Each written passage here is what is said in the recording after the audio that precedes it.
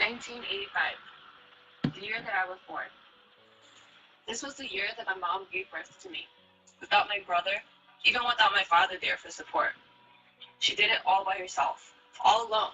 What a strong woman. Come on, baby, the doctor said. And there I am. I popped right out. It might have been a little fuzzy, but it was clear that I would become an English teacher.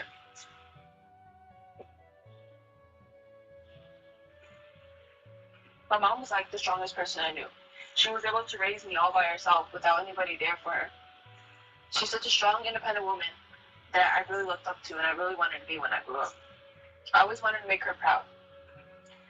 And even though she had moments where she wished my father was there, she was strong enough to get over it and move on because he's not like he's gonna come back anyways.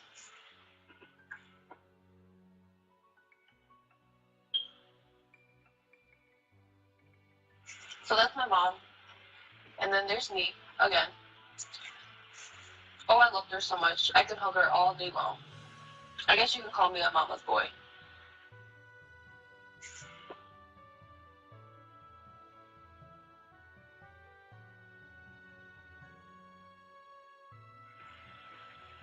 Unlike me, there was my brother Marco.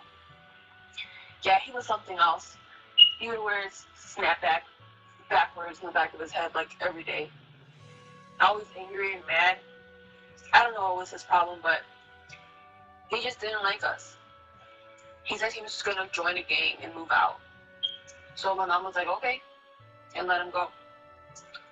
That's my brother Marco.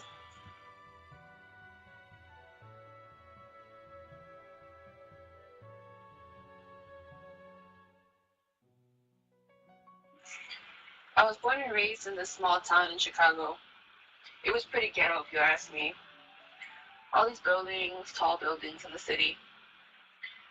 Everything was really bad. There was garbage everywhere. Everything smelled really bad. And of course, there were gang members just about everywhere you turn. And of course, there's my brother in that gang right there. The thing about my brother was, I guess he was really affected by not growing up with a dad.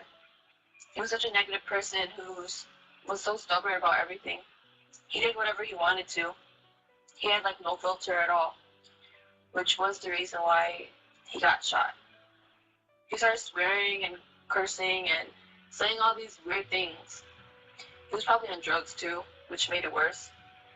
So I guess the gangs on the other side, the Bloods, they heard and they saw, and they pretty much ended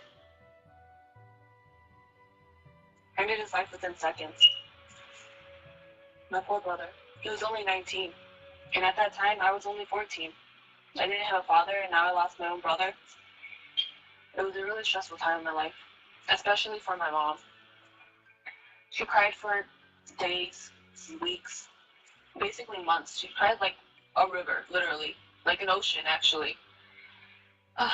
It was such a sad time in my life, but I told myself to pull through and stay strong, to be just like my mother when she had me as a child. So I cleaned up her tears, and I told her that it's okay, Ma. I'll be the better son in this neighborhood. I wanted to be different, unlike everybody else in this neighborhood.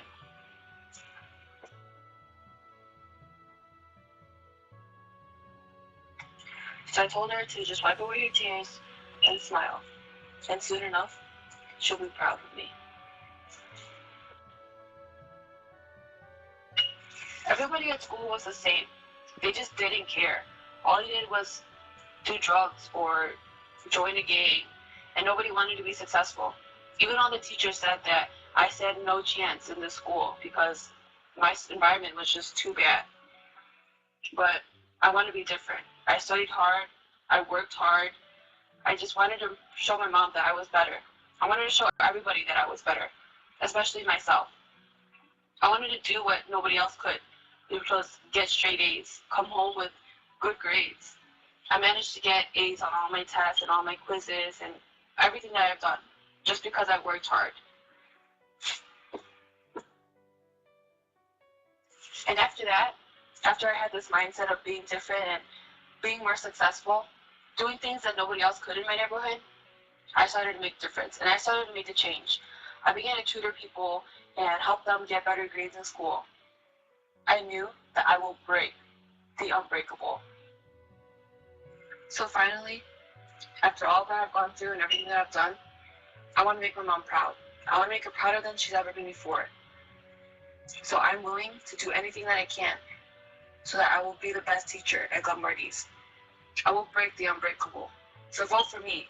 Vote for Mateo Martinez, 2016, as your English teacher.